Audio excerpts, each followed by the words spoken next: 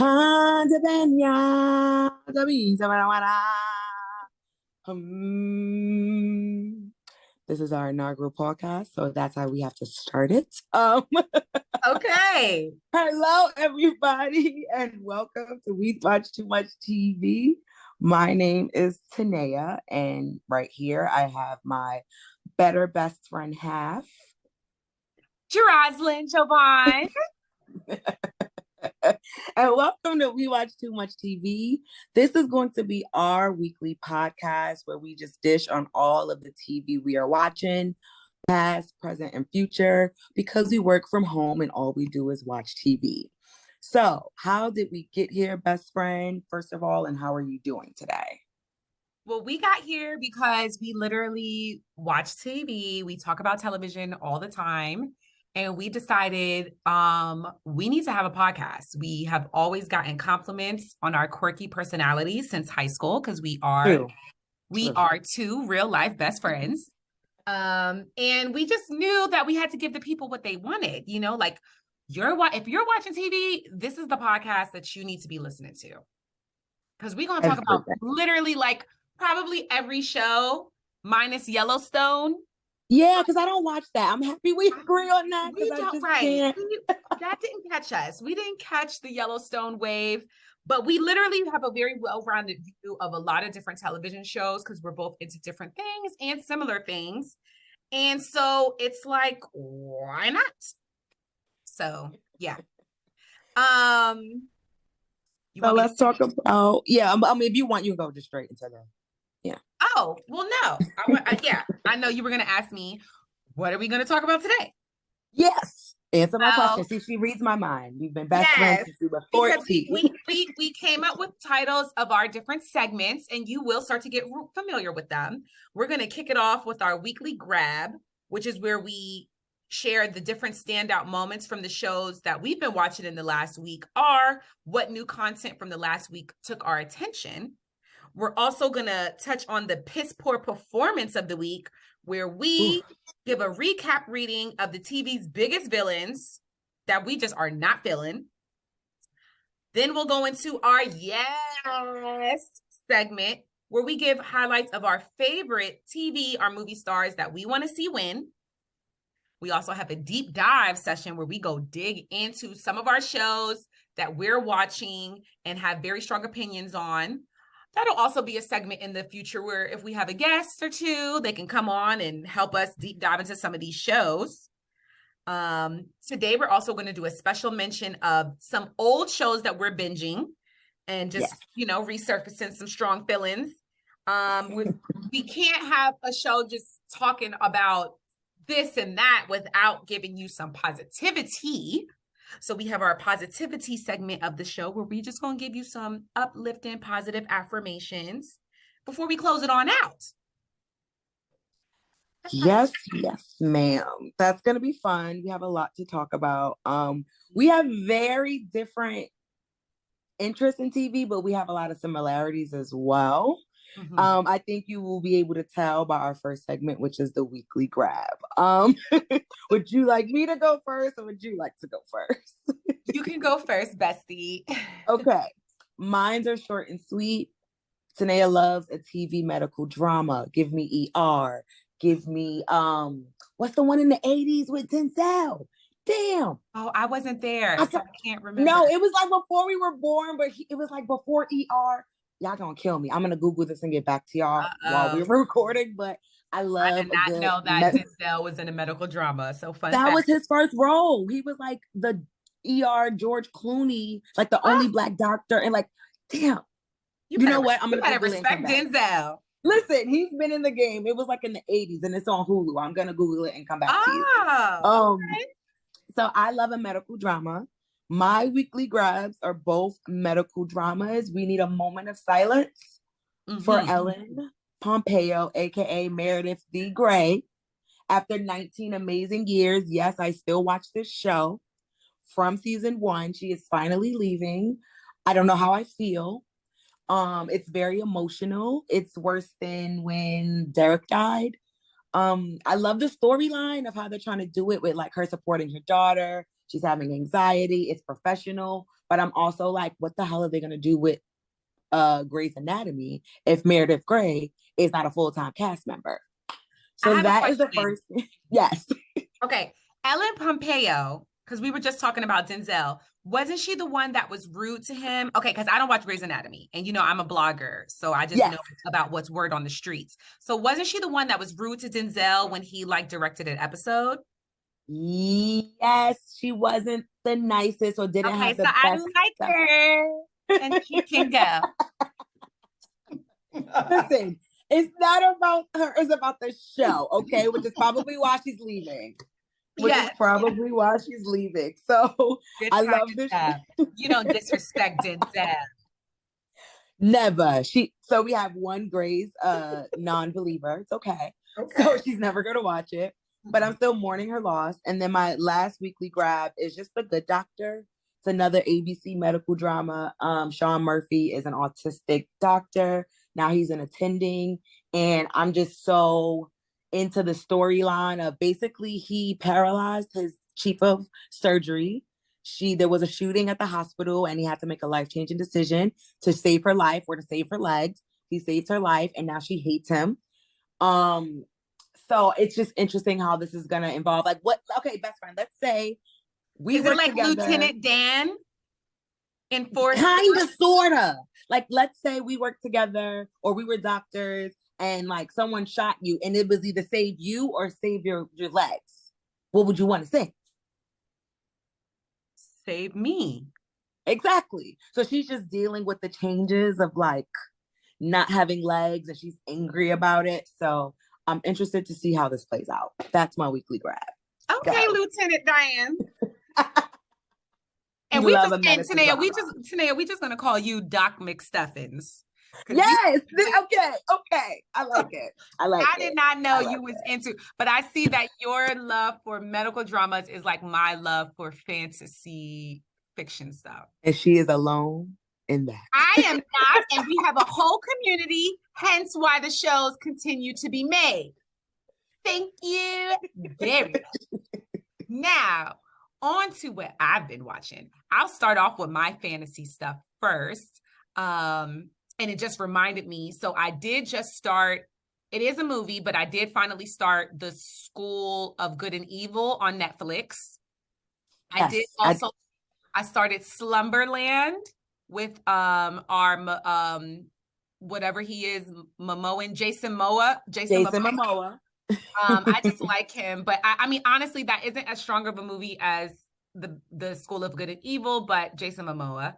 I have also been watching the Santa Clauses on Disney Plus because I am a millennial, and when the Santa Claus originally came out back in the 90s, it's always been one of my favorite Christmas movies, so I watch it every Christmas, and I'm not really feeling some of these negative responses to the Santa Clauses on Twitter, but I'll get into that later. The other fantasy I've been watching, well, I just finished it on Netflix, Cabinet of Curiosities. I am a weirdo. I am sick, twisted, and contradicted. For whatever reason. Don't even say that. Wait, guys. She is not sick, okay? She's a great person. You watched one episode. Tinaya, you couldn't even watch one episode of Cabinet of Curiosities because it's just not your thing. It's very gory. Yeah. It is very fantasy. It has demons and witches and goblins and I love it. I love every bit of it. Here for all of that. The other things I've been watching that are kind of more reality based are scripted, Sex Life of College Girls. I'm so happy it's back. Tinaya, remember I started that when you were at my house for the holidays, well, around my birthday last year. Yes, and I really liked it, but there's so much TV. I do want to catch up, but that's a quick binge. Yeah, I plan on catching up this weekend. Yeah, that's a quick binge. And it just started. So, well, if you start this weekend, then it'll probably have episode 3 up now. So you can still catch up with the rest of season 1. It's funny. It's just such a funny show. And for those of us that are no longer in college, it just resurfaces those memories of nostalgia. And then if you are in college, it's very entertaining and probably way more relatable for where you're at currently in your sex-driven life. I've also been watching my husband and I. My husband. It's so weird for me saying husband. It's very fresh. but we like the 50 Cent show on WeTV, Hip Hop Homicides. And that show basically goes into the killing of a rapper. And for those of us that are into hip hop and the hip hop community, you know that that's nothing new. And so this show could go on forever because there's so many murders that, you know, people can talk, or deaths that people can dig into. And pretty much the reason 50 Cent started the show is to, one, give closure to the fans and to tell the truth behind these this violence that plagues our communities and is taking rising stars. You'll see them do interviews with family members, close friends, confidants, and just get behind the facts, so that, because, you know, it's a lot of conspiracy theory, like, oh, well, the girl posted this or this happened. So by having each episode, the first episode was Pop Smoke.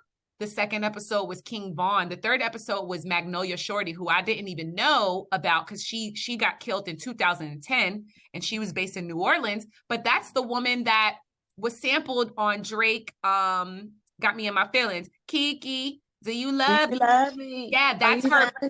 That's her voice all throughout that song. So it's telling these stories of people that were just taken too soon. And it's very important for the Black community, especially the hip hop community, to have this information shared because we have to stop this violence. It's very, very senseless. So shout out to 50 Cent for that. You know, my ratchet ass is also watching Love During Lockup. Yeah, I watch it here and there, but she's a advent watcher. She is. If I am Doc McStuffins, then can we call you Marcelo? Is that his name? Marcy? What's his name? Oh, Marcelino. Okay, this is. I can't stand you. Doc McStuffins. You are so annoying. Yes. Or you could be Megan. I do remember Megan. Yes. I mean, I just love the shows. I mean, you know, I got a special thing in my heart for inmates. Yeah. Freedom. Okay. So yeah, and then also my other ratchet show. It's not ratchet, but they are just so messy. Love and Marriage Huntsville. They are just so messy, and I eat it up. I eat it up every Saturday. And I just finished The Gilded Age on HBO Max, and I'm ready for season 2 because I'm ready. Take me back to 1875, baby. You go, okay? So as you can see, I actually really do want to start the Hip Hop Homicides one, only because, you know, I love Snapped, so I feel like it's kind of like a Snap, but it's for hip hop. But I also know it's gonna be emotional because it's like real people I know. So that is what we've been watching. That's our weekly grab. That's our weekly grab. We did good. We didn't rant too much. Clearly I've been binging way more TV than Tinaya. Sorry. Yes, I watch a lot of YouTube and TV. What do you watch on YouTube? I watch clips. So like I don't watch Love and Marriage Huntsville, but I do watch the old TV, like 5 minute. Like I did see the one with Destiny and Melody at her shop fighting with what's her face is Letitia's mom, Miss Wanda. Yeah. Miss Wanda. Lord Jesus, Miss Wanda. She gotta go. She's a Miss Wanda gotta go. Miss Wanda most definitely got to go. But okay, that is a smart way of kind of just staying abreast of, like, you know, shows and stuff, just watching the clips on YouTube. On YouTube. So that's how I do it. But most of the time, if it's not that, we're watching and binging old shows to catch up, which we'll get into later. But all right. Let's get into our piss poor performance of the week, where we give a recap of the TV's biggest villains. Who done? I think you should start this off. I feel like you're passionate. You're ready. I'm gonna just list the ones that I'm not really gonna go in on that much, so because it's not gonna take up so much time. But I do watch Winter House on Bravo, and Amanda, Paige, Sierra, and Craig, all of you are just coming off as haters, hypocrites, and immature. Y'all are getting all of you. You're getting tore up on the socials of the medias, because y'all have this obsession with Lindsay, who is just out here living her best life. Amanda, so pretty much Lindsay is now dating Carl. Tanaya, I know you don't know who any of them are. I'm just acting like I know them when we went to high school with them. Remember when we were at BravoCon and I had this whole conversation with a lady like I met about this, and then we happened to be sitting next to the girl who worked for Cal and Amanda? Yes, so, I do remember you noticed somebody. Yes. Okay. Don't watch this, okay, so they are judging Lindsay because Austin, who is on Southern Charm, came and admitted that at Amanda and Kyle's wedding, after the wedding, Lindsay came on to Austin and she touched his penis as if she wanted to insinuate sex, but literally no, she didn't. She did, but she's like that. She is very aggressive. She's feeling a guy. But at the same wedding, that is where because Lindsay and Carl are now dating. Lindsay and Carl decided like, hey, we're going to give this relationship a go. So literally at the wedding, Lindsay's like, hey, Carl, I think I have stronger feelings than friends with you. And then later that night, she goes to Austin's room and touches his penis. So granted, right. But now they are like going in on Lindsay, and it's like, Amanda, you're forgetting that you were Kyle's sex call in the early seasons. Like Amanda became full-time after Kyle decided like, you know what, I'm tired of being a player boy, I want to settle down, and Amanda's the one because she's the most consistent. She would always show up when he wanted sex. Paige and Craig just started dating after last season of Winter House, and they got serious by Summer House, but at the same time Craig was still in limbo with his ex Naomi, and there was no judgment there. You guys forgave him. So now you guys are talking about Lindsay possibly hooking up with Austin after the wedding when she told Carl she wants to date him. However, they had just said, hey, we should date. That doesn't mean we're boyfriend or girlfriend this second. So if I do kind of make the executive decision tonight that I want to sleep with someone else, granted, am I a hoe? Yes. But is it okay? Yes, it is. And listen, because you live your life. You single, you live your life, but you can't. It sounds messy. It sounds like a lot of exchanging. I love the messy shit. It sounds very messy. Very messy. I love that messy shit. And Sierra is just hating because Austin never wanted her. And now he got a whole other girlfriend. And Sierra, you just been playing yourself out over Austin, and he still don't want you, boo-boo. He don't want you. Girl, stop. Sierra, so now, whoever you are. Right. So I'll move on from them because that's besides the point. You already know who I'm about to go in on right now. And that is Robin Raggedy Dixon of the Housewives of Potomac. The main gripe I have with her now is that she had almost had me change my mind, and I liked her. Yeah. I started out season 7 liking her because we met her personally at BravoCon, and she was very nice to us. So sweet. So sweet. We supported her. We bought some of her embellished hats. I told her, because again, I am a blogger and I do interview different talent and celebrities. So I had already interviewed Wendy Osefo about the new season. And when I asked Wendy, who is going to surprise us most this season, she said Robin. But the way she said it, and one, because Wendy is just an eloquent queen, I thought she said it in a positive way. I thought she was meaning like, oh, Robin is really coming out of her shell.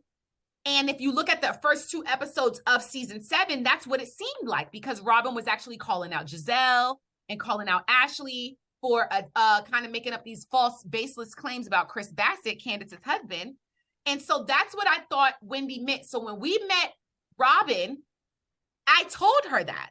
I said, Wendy told me that you're going to surprise us the most this season. And Robin goes, oh, I'm surprised she would say that because I'm not feeling her.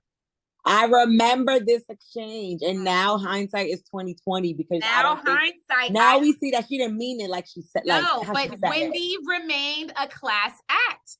She could have easily dragged Robin in that interview and said, "Oh, Robin gonna surprise y'all the most because she's just, you know what I'm saying." She didn't.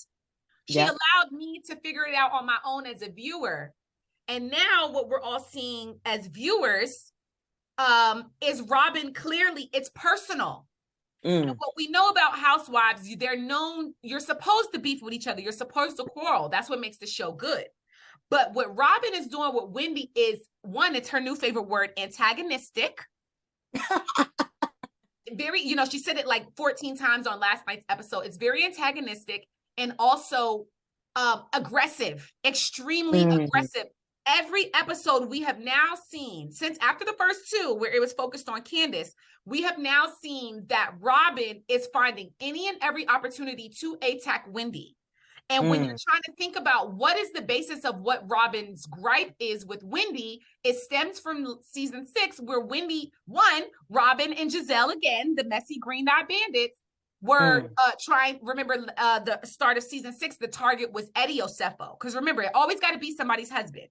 Minus Juan Dixon, who is Robin's ex-husband / fiance. Robin's cheating ex-husband / fiance. But let's not child. Allegedly. No, they admitted it. She admitted it. There's no allegedly. She admitted that he cheated. Lord. So there's no allegedly. He cheated. Y'all dealt with that, right?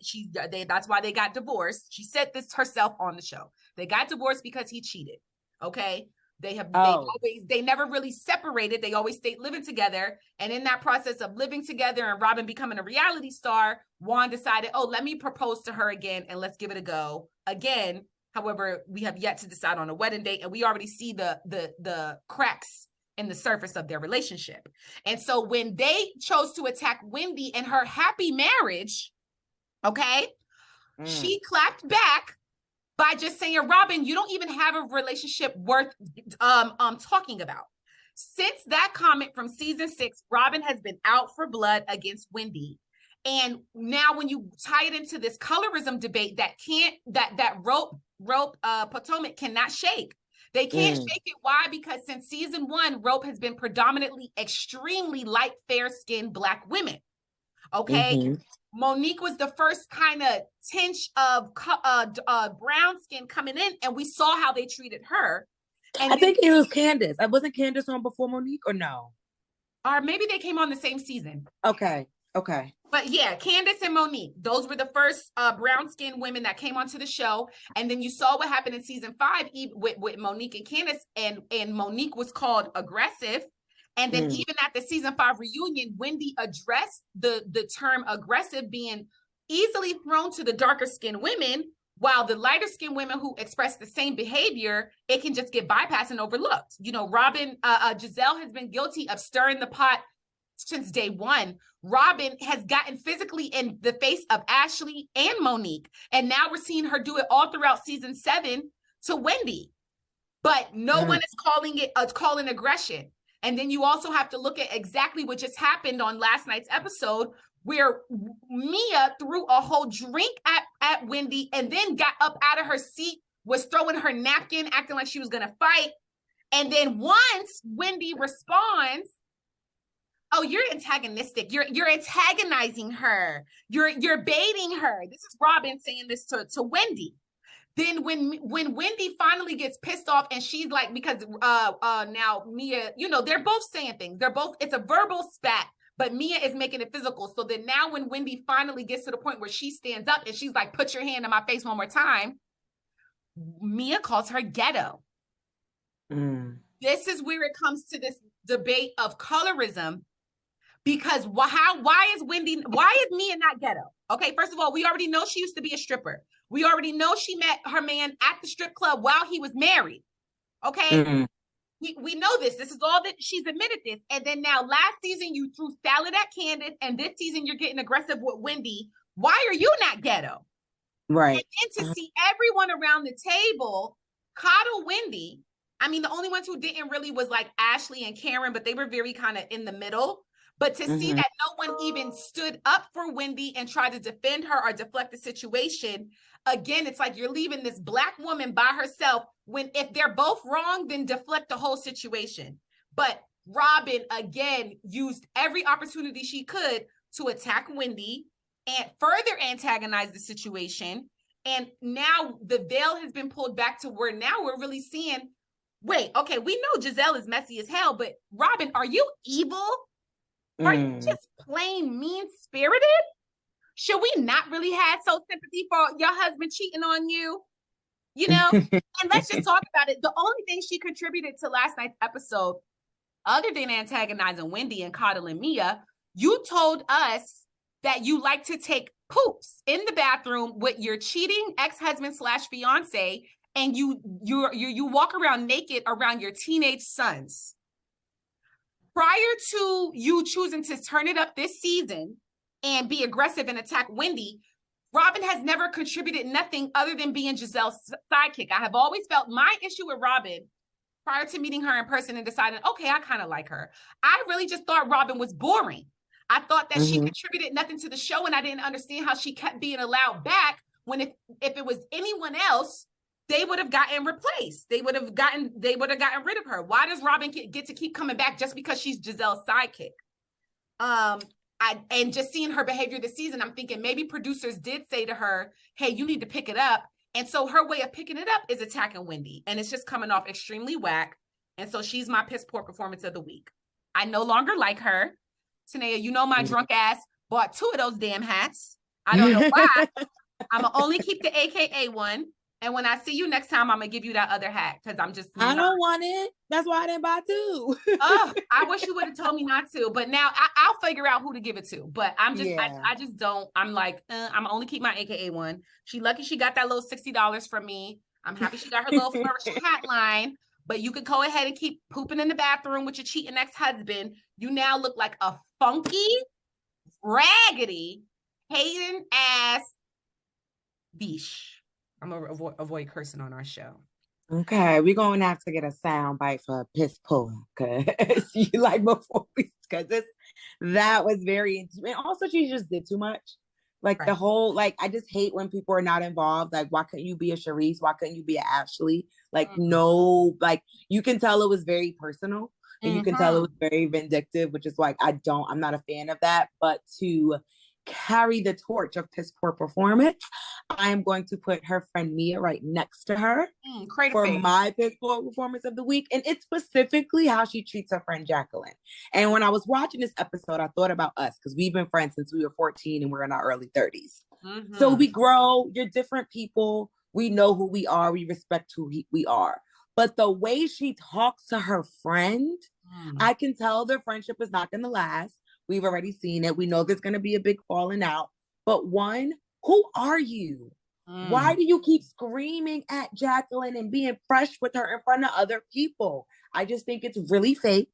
I think it's like when you are her alone, this is your BFF. But every time you're in front of a housewife, you're like, she asking for too much. She's doing too much.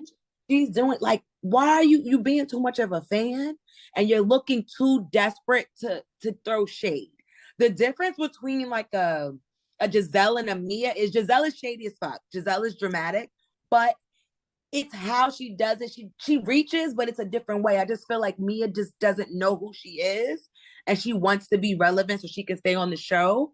So she's like creating all this drama. Peter is not your husband, bro. And it's not your real brother. You've taken his back like this is your ex.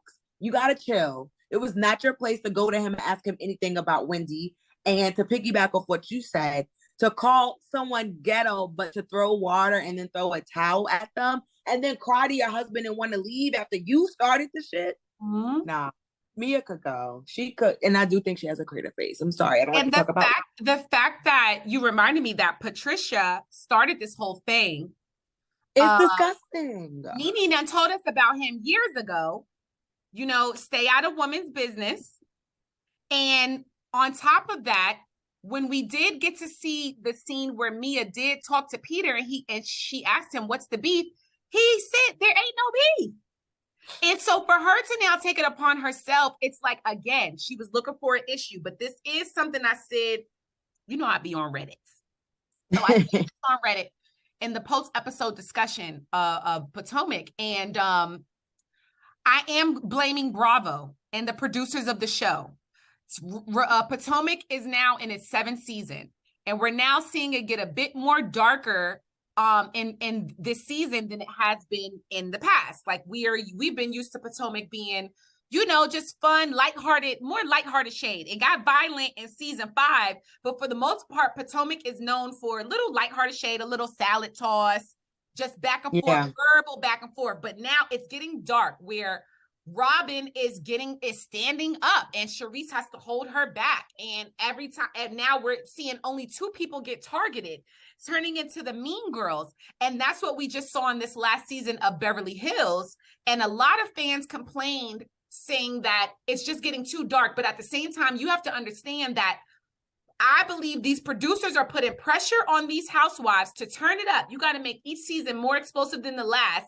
You're filling them with alcohol. Everyone is feeling. We saw, you look at all the drinks that they had by the time the food came. Yeah. You're filling them with alcohol, and then you have desperate housewives looking for a moment, so that now the digs are getting lower, the behavior is getting darker, and the alcohol is still flowing. And so that's where now it's getting disturbing. And so I would like to see them, producers, try to hold themselves a little bit more accountable to where now keep it more fun, lighthearted, because that's really what we want to see. We want to see like lavish women living their lavish lifestyles and bickering with each other. That's the essence of Housewives. That's how it started from the early seasons. That's what people want to see. We don't want to see it getting dark. We don't want to see actual physical fights. That's not what we're watching it for. But to close it out, but also a little bit, I think the producers are telling them, but I want to hold these individuals accountable, because they're telling Karen to turn it up, but Karen's still the grand dame. I think that these are women who are choosing a certain level of low. And that's what, like the Lisa, Rena's, the Robins, I don't like. There's a way you can turn it up. You can be funnier. You can be Ashley's turning up her sex a bit. You can turn it up without being vindictive. So I do think are saying things, but I think these women are like, oh, I want to stay on the show. I need to check. Let me go low, because as long as I'm trending, it doesn't matter what I'm trending for. On top of the fact too, like when you mentioned Lisa, and then even the situation we're seeing with Mia and Robin versus Wendy, I feel like Lisa Rinna's issue with Garcelle was Garcelle can talk your ass under the table. Period. And if you are not there intellectually to be able to go toe to toe and just throw shade verbally, you're going to get dark, or you're going to get violent and aggressive. And so that's what we saw with Lisa Rinna and Robin and Mia. You don't have the intellectual capacity to go toe to toe with a Johns Hopkins University professor, or Garcelle, Garcelle remains demure throughout the whole thing. She's not going to let you take her out of her element. And so, yeah, I agree with you on that. I totally agree. But yeah. These people were piss poor for the week. So what we got next, bestie? Let's turn it around to some positivity. I want to go into a yes, or the person of the week that like really made my week. And I just thought about this, so I'm changing my person. We got to talk about Abbott Elementary and Miss Barbara Howard, aka my godmother, aka like my clone if I wanted to be a teacher. In this past episode, I just want to applaud her growth. She basically had a young mother in her class where the student was 5 years old, A1, but the mama had some tattoos, some lip frinks. She had some curse words tattooed on her, and Barbara was judging her until freaking Ava, the craziest one, had to set her straight. Like, the kid is okay, the kid is not abused, and the kid is happy. Do not judge the kid based on the mother. But the mother also said, I need to come to the school and act like a 6-year-old here as well. So I just want to applaud Barbara for just being positive, turning it around, but also recognizing, because it's prevalent now with young kids and young mothers that you get judged. So I'm proud of her, just changing her mindset, but also being a badass. So that's my yeah. I love her. Abbott can do no wrong. Quintus Queen. Yeah, no, that's such a good show, and on just so many different levels. Who else do you want to see win? I also want to see win. I want to see Ashley win. I mean, Ashley Forehead Darby? Yes, I really want to see Ashley win. I want her to get away from Michael, and I want her to like go to counseling, and I want her to date someone age appropriate to heal her daddy issues. Yeah. I think Michael was like her downfall, and I'm really praying for her. I don't know. There's something in her that I want her to grow. I'm just proud of her that she left him because he didn't want to settle down, and she could have easily just been doing stuff and whatever. But I'm rooting for Ashley, bestie. I'm really rooting for her. I'm really rooting for her. That's not, I mean, at the same time, I mean, yeah, I'm rooting for her too. We all know that Michael was a piece of work, but I mean, she told us 2 seasons ago that they have an agreement, and she just wanted to match that for their wedding. So, I mean, for their marriage, so that after they would get divorced, she would get a bigger payout.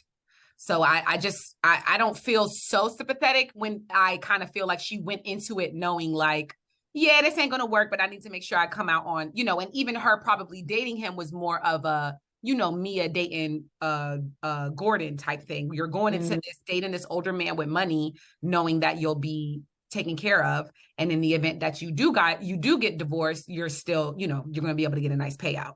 So yeah, but yeah, cheers for Ashley and Luke. I'm just not really feeling her because when it was the part where where Wendy was calling out the hypocrisy of them coddling Mia, but not, saying, oh, violence is bad. When Monique fought Candace, Ashley had this stank ass look on her big ass forehead. And it pissed me off because, again, it just goes back into, here we are, the only dark-skinned women at the table, and y'all are just letting her get attacked. And again, and Ashley's been showing her true colors again this season with Candace. So no, as much as every time when I want to try to feel sorry or be on Ashley's side and root for her because of her dating a weirdo, or marrying a weirdo by choice, she just reminds me again that she is vindictive and she has that big ass forehead for a reason, because you're evil. That's all that evil is in your forehead. So sorry, it went back to piss poor. I'm sorry. I could not believe you went, not Ashley. But let's focus on the positive. My yeses are for Wendy and Candace. Okay. I'm rooting for my brown skin sisters on rope because they are under attack. I'm also rooting for Tim Allen on the Santa Clauses. Like I was saying earlier, I don't understand some of the negative feedback the show is getting, but I do believe that if you're bothered by some of the woke jokes, because again, it's just they're just matching, going with the times. So they have, like, when it was like, typically Santa has the naughty or nice list, and they said, oh, we can't say naughty anymore, we say misunderstood, and people are like, oh, Santa Claus is being woke. It's just a joke, guys, and it's a 2022 joke. It's the match with the times. Right. I love seeing the show. It's very nostalgic, seeing Tim Allen and Eric Lloyd, who played his son, and now he's all grown. It is for those millennials that enjoyed the Santa Claus as a child in the 90s. If you enjoyed Santa Claus as a child in the 90s, you will like the Santa Clauses. Yes, I do want to give a special shout out to Shuri as the Black Panther. AKA my future girlfriend. I love you so much. First of all, the women the women carried Black Panther Wakanda Forever. Shuri, Angela Bassett, the mom, Lupita, Denai Guerrera. Like, it was just a really solid movie. But I'm seeing, when you see the feedback or just the praise of the movie, it is all about Namor, and Namor did amazing. First of all, he's sexy as hell, that he killed that role. Such a strong storyline as it ties into, colonization and then just unity within the Black and Latino community. However, he's not the Black Panther. And when you're looking at just reviews or highlights of the movie, they'll put the picture of Namor. Black Panther, Wakanda Forever, outsells Black Adam. And it's like they put the picture of The Rock as Black Adam and then Namor. And I'm like, Namor isn't Black Panther. Why is Shuri being overlooked as the Black Panther? Oh, because she's a woman. Oh, my bad. I forgot people prefer their heroes to have penises. So shout out to Shuri. Carry it, sister. I'm rooting for you. And all the female heroes that we're seeing. She-Hulk, WandaVision, all of y'all, just crush it up, because Sherry, if you're single, please DM me. Thank you. I love you. I'm always rooting for her. Okay. Right. we rooting for Sherry. I'm rooting for Sherry. And that's it. I'm not gonna go into too much. Oh, there is a rumor that Legendary season 4, that Legendary got canceled, but I'm rooting for season 4. I'm claiming it. I'm not gonna claim. I saw Queen Naomi say that if she didn't say it, then it's not true. She made a tweet like, it's crazy people saying it, and it didn't come from any of the hosts. So I think it's a rumor, and I think our favorite show, that Legendary, that we fan on, and when it comes back, we're gonna have to dedicate just its own segment. Okay. I do think it's coming back. And what do we think about the AMAs? I didn't watch it. I just only saw some performances. I did like Cardi B and Glorilla. Cardi B just looked like she was having fun. Yeah, I love Cardi. I just love her energy. There's not a lot of female rappers who just have that like energy. And I think she's becoming way better on stage. She was not that good early on in her career. But I honestly didn't watch it because I didn't understand. I don't understand this whole Chris Brown thing. I'm gonna be honest. Like, I think that genre picks and chooses when things are okay. Certain white artists have a consistent history of abuse, have a consistent history of certain treatment of children and adults, and they still support them, they still honor them. I am not excusing what he did. He had one mistake one time. Not one woman has ever said he has ever done anything to them afterwards. He's paid his dues. He's been on probation. It was almost 10 years ago. You guys nominated for him for an award and he won. I don't understand why you would ask somebody and take it away without explanation. Just give him away, but I just don't like the back and forth. So I didn't watch. Yeah. I've been watching his Instagram of what could have been. And this is a call out to Jesse Collins, BET, Soul Train, Grammys. Y'all better call fucking Sierra. Oh, excuse me, Sierra and MJ. Yes. Sierra and Chris Brown. So they can do it. I'm only thing I'm gonna just say is this is why Rihanna shouldn't have put Johnny Depp in her show, because he can get away with whatever the hell he did with Amber Heard. Now, granted, there's say of, oh, she exaggerated, she wasn't really telling all of the truth. All we do know from the videos is that he was a drunken ass mess and disrespectful to his wife verbally, right? Like I didn't see one where he was being physically, but he was verbally abusive to her. And Rihanna, this does stem around your situation with Chris Brown. So it's like, why are we going to so easily forgive the white man and the black man continues? The black man who was not a man, he was 19 years old. He was a child. Continues to get dragged for something from 2009. I just want to keep the same energy, you know. If we're gonna forgive, we're gonna keep the same energy, boo boo, because we're defending you. Yeah. So how and first of all, Brad Pitt would have ate. Okay, I'm like, could you not afford Brad Pitt? Because I would have much rather seen Brad Pitt in the Fenty Savage show than because Johnny Depp didn't even serve to me. I'm sorry, he served nothing. He gave me nothing. I wanted George Clooney, honestly. Give me that would have been another good one. Come on now. Give me I want gray hair. There was just so many other options. I just don't get why Rihanna, like her, that really did annoy me, her picking Johnny Depp. But that is what it is. I don't know if we're gonna have time for our deep dive and our special mention old shows because we gotta kind of wrap. Yeah, we can. You can touch on Drag Race because it's relevant right now. Yeah, and then we tell us what you think about Drag Race UK. I only watch American because I'm not playing for World of Wonder. So you tell us. So what I do is I pay for World of Wonder every other month, and I'm gonna cancel it for the next 2 months, and then I'm gonna pay for it again and binge. So, RuPaul's Drag Race UK. It's been a good season. But my thing is right now we're at the finals. It'll be airing this week. They have the top 4 queens. Jomber's Blonde, horrible name. Danny Beard, which I think is top 2 to win. Cheddar Gorgeous, my personal pick to win, and Black Pepper. Love that Bayesian queen who moved to the UK. Love her. However, I do think that RuPaul's Drag Race, not saying that it's a problem, but my thing with the show is there are certain lip sync assassins that only make it because of that gift. And Black Pepper is a perfect example where she's beautiful and she's talented, but she's really only a singing, dancing queen. She can't do comedy. She can't really do fashion, but she's made it maybe 3-4 weeks more than she should because she's annihilates every lip sync. So I don't know how you feel about that. Like, I mean, on one hand, if it is lip sync for your life and she's a good lip syncer, she shouldn't go home. But what if someone is really good, but they're just not a good lip syncer? Like, it's like Georges. It sounds like the Georges situation. And eventually Georges did go home, but she did make it extremely far because it still is a competition. And at the end, if this is the deciding factor, is this lip sync? It's like, if you keep crushing it, then it's like you keep crushing it. I do think that ultimately RuPaul makes the best decision.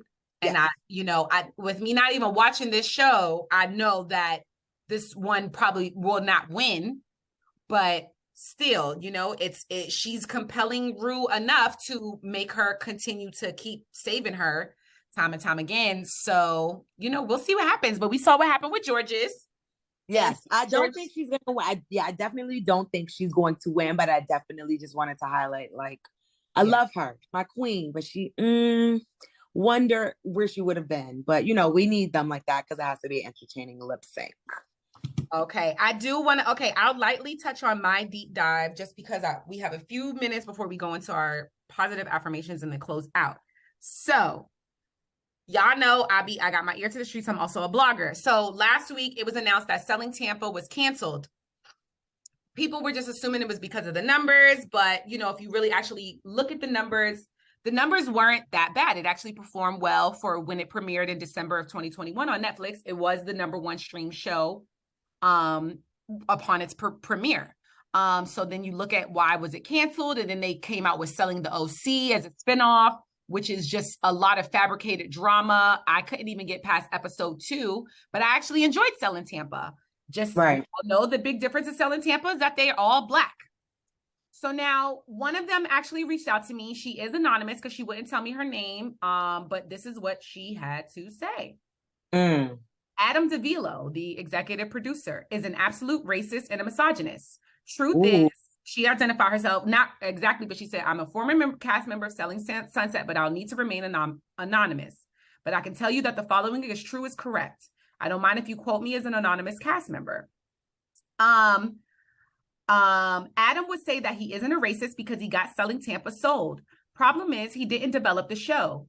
Sherelle Rosado, who she's the owner of Allure Realty, who also dates Chad Ochocinco Johnson. Okay, his baby mama. Yes. Right. Yes. Problem is, he didn't develop the show. Sherelle came to him via his IG DM and pitched herself to Adam during the Black Lives Matter movement after George Floyd was murdered. Adam took it as an opportunity to capitalize on the Black Lives Matter movement. He does not care about representation for people of color, far beyond that. At one point, Adam wasn't allowed to be around his cast or crew because Netflix punished him because of how he mistreated our friend and producer, Monique Taylor. And then she mentioned that similar things are happening on Selling Sunset. You know, if you can remember, Christine Quinn, who is the most popular on Selling Sunset, she quit the show and came out and said all these things about Adam DeVilo, just kind of berating her, talking disrespectful. He told her to commit suicide, allegedly. And she quit the show. Yes. So now this Black cast member from Selling Tampa is saying, why is Selling Tampa covered in hip hop, R&B genre music, but none of the white cast shows feature similar music throughout? It's just stereotypical editing for a Black cast. Tampa was released in December of 2021, and we are now hearing it's canceled. Selling the OC aired at the end of August 2022, and I heard from one of the other cast members that it has already been picked up for 2 more seasons. The new OC seasons have not been announced publicly yet, and they will likely reveal it once the dust has settled from Selling Tampa being announced that it's being canceled, trying to create some distance between Tampa and OC. She also later sent me links to show me that, yes, the show, because Adam tried to blame it on numbers, but actually the show was bringing in the numbers. People were watching Selling Tampa and enjoying it. So that's the word on the street, is that Adam allegedly is, I mean, I don't know him personally. I haven't worked with him. This is someone that worked with him on the show. This is what they are saying. Again, I am not saying this. This is what the person reached out to. Alleged, this is only reporting, okay? I'm only reporting that, but at the same time, if you do take into account claims about Adam DeVilo, I mean, it's, you know, he might be a controversial character considering the accounts from people that have worked directly with him. But that is not my personal opinion of him. This is just what was told to me. And that is our deep dive. So let's go down with some positivity. We got to stay tuned to that because I'm interested in watching. I'm going to look up his name and I'm going to be watching that because I think there has to be truth to that. Right. I mean, yeah, we don't know. I don't want to say nothing crazy because ain't nobody coming to sue my ass. But we did not do it. This is what was somebody reached out to me and this is what they told me. But I now on to our positivity. Do you have a positive affirmation to leave our listeners with, Bestie? I always do. I am Ayanna beloved. What was Mother Love? That's my name. But Ayanna beloved Mother Love, Doc McStuffin. Okay. You don't have to remain the same person everyone has always known you as. You don't have to remain the same person you have always known yourself as. Keep stepping into your authentic self. Love it. I have a quote from a publicist friend of mine. Shout out to Freshie. He posted this today. I reposted it to my IG story. Every single person you meet is a work in progress. Nobody has it completely figured out. Everyone is constantly working on themselves in some way. However, there is no need to compete with others. Focus on yourself and your goals. The less focus you have on others, the more focus you have on yourself. Yes. Love that. And with that, this is our first episode.